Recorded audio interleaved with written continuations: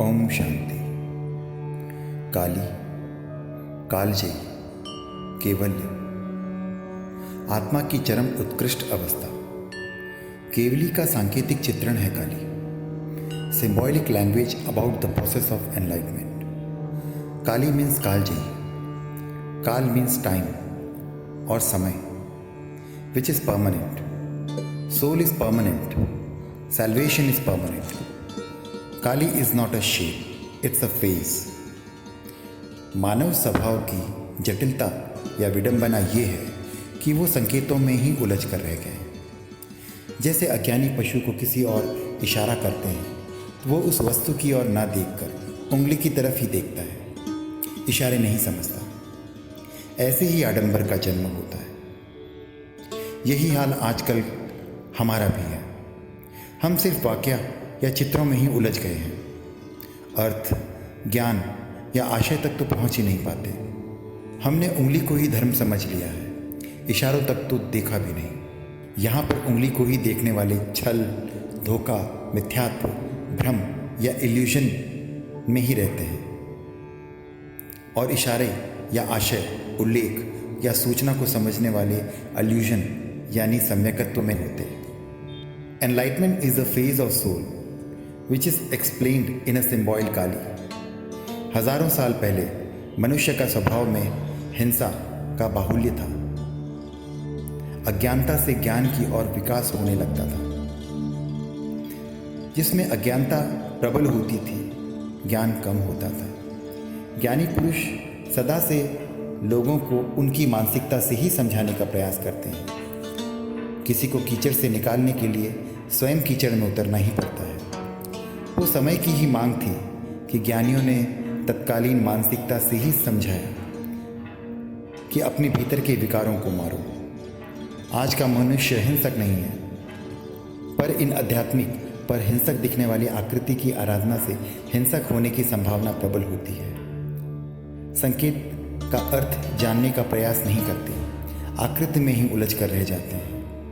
इसीलिए ज्ञानियों ने ज्ञान प्राप्त होने के पश्चात मूर्ति का विसर्जन करने को कहा, ताकि आत्म साधना में ध्यान रहे। एक बार केवल्य की प्रक्रिया को जानने के बाद आकृति को विस्मृत या विसर्जन करना ही आवश्यक है, वरना चित्र में ही चित्त रम जाता है। काली का आकार केवल्य की दशा तक पहुंचने की आत्म जागृति का उत्कृष्ट चित्रण है। आत्मशक्ति द्वारा अध्यवास अथवा भाव दशा की मुक्त होने वाली प्रक्रिया का उत्कृष्ट चित्रण है, जिसकी पूजा की जाती है। पूजा का अर्थ पू प्लस जा यानी पूरी जानकारी अथवा पूरा ज्ञान लेने के बाद साधना में लिप्त होना पड़ता है। पहले थ्योरी फिर प्रैक्टिस। प्रक्रिया महत्वपूर्ण है, चित्र या आकृति नहीं। इसलिए धर्म सिर्फ ज्ञान या ज्ञानियों का विषय है, आडंबर का नहीं। कोई भी शिक्षित, एजुकेटेड, ज्ञानी, डॉक्टर, साइंटिस्ट या योग गुरु अपनी सारी पुस्तकें साथ में लेकर नहीं घूमते। ज्ञान या डिग्री मिलने के बाद उसकी कोई आवश्यकता ही नहीं रह जाती, उसका मूल्य चैतन्य में आ जाता है। गीता में भी कृष्ण ने यही समझाया है। यहाँ संकेत द्वारा नहीं, विवेक से समझाया गया है। यदा यदा ही धर्मस्य ग्लानिर्भवति भारत अभ्युत्थानम अधर्मस्य तदात्मानं सृजाम्यहम् परित्राणाय साधूनां विनाशाय च दुष्कृत धर्म संस्थापनाध्याय संभवामि युगे युगे। कृष्ण ने कहा कि जब जब धर्म की क्षति होती है, मैं जन्म लेता हूँ और पाप का नाश करता हूँ और फिर से धर्म की स्थापना होती है। यहाँ कृष्ण कोई व्यक्ति नहीं, हमारा चैतन्य ही है। मैं कण कण में व्याप्त हूँ का अर्थ जगत में धर्म सर्वोपरि है। यहाँ हमारे भीतर भी धर्म जागृत होता है। कृष्ण ने कहा कि मैं जन्म लेता हूँ का अर्थ धर्म की स्थापना से है, जो बाहर से नहीं, हमारे भीतर से ही प्रकट होता है, उजागर होता है। मैं शब्द यहाँ सार्वजनिक है, परमात्मा सर्वव्यापी है, व्यक्तिगत तो बिल्कुल भी नहीं। व्यक्तिगत में आडंबर और अहंकार छुपा है। यहाँ पर लोगों ने कृष्ण को व्यक्तित्व से व्यक्ति समझ लिया, कृष्ण के महान व्यक्तित्व को छोटा कर दिया। ज्ञान का ध्यान न करके मूर्ति में सीमित कर दिया और पूजा के नाम पर आडंबर करने लगे। पूजा का अर्थ यानी पूरी जानकारी या पूरा ज्ञान से कोई मतलब ही नहीं रहा। धर्म को बाहरी वस्तु बना दिया गया। कृष्ण को भी मंदिर में बिठा दिया। कृष्ण ने जो कहा वो नहीं करेंगे, सिर्फ कृष्ण के नाम की जाप करेंगे, आरती उतारेंगे, कृष्ण के नाम से 56 भोग का प्रसाद स्वयं ग्रहण करेंगे। सारे पंडित पुजारी मोटे ताजे बहुत होते हैं। बाहरी क्रिया में आनंद आता है, स्वयं को बदलने में कष्ट है, भय है। धर्म को आडंबर या आकृति में बाहरी वस्तु की तरह ही रखा गया, जबकि धर्म कोई बाहरी वस्तु नहीं है, हमारी आत्मा का ही स्वभाव है। जब हमारे अंदर पाप या विकार बढ़ जाता है, तब हमारी आत्मा स्वतः ही विरोध कर देती है, शक्तियाँ जागृत होने लगती हैं, आत्मकल्याण प्रशस्त होने लगता है। महावीर की कैवल्य यानी कालजयी अवस्था काली की अवस्था का एक महान उदाहरण है। कार्तिक अमावस्या की रात यानी आत्मा पर पूर्ण अंधकार, आत्मा के स्वभाव से विपरीत।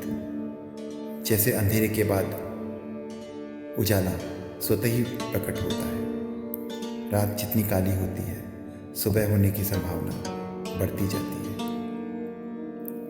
साधना से आत्ममंथन होता है, अंदर छुपे सारे विकार साक्षी भाव में सामने आ जाते हैं, तभी जागृत होने लगती है, शक्तियों का संचार होने लगता है। अंधेरे से प्रकाश की ओर यात्रा प्रबल होती है, जैसे मौत के बाद जीवन की शुरुआत।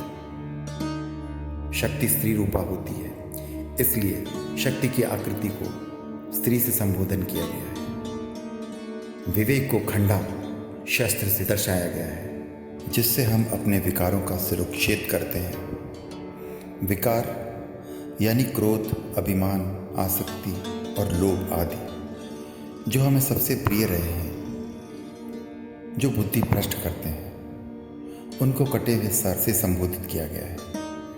सांसारिक कर्मों से मुक्त होने की जागृति को कटे हुए हाथों से दर्शाया है। हम हाथों से कर्म करते हैं। एक हाथ में चषक यानी रक्तपात्र का अर्थ विषय वासना को समाप्त करते हुए कोई नया कर्म ना बंद हो जाए, यानी प्रतिबंध ना हो जाए। ये प्रकृति का नियम है।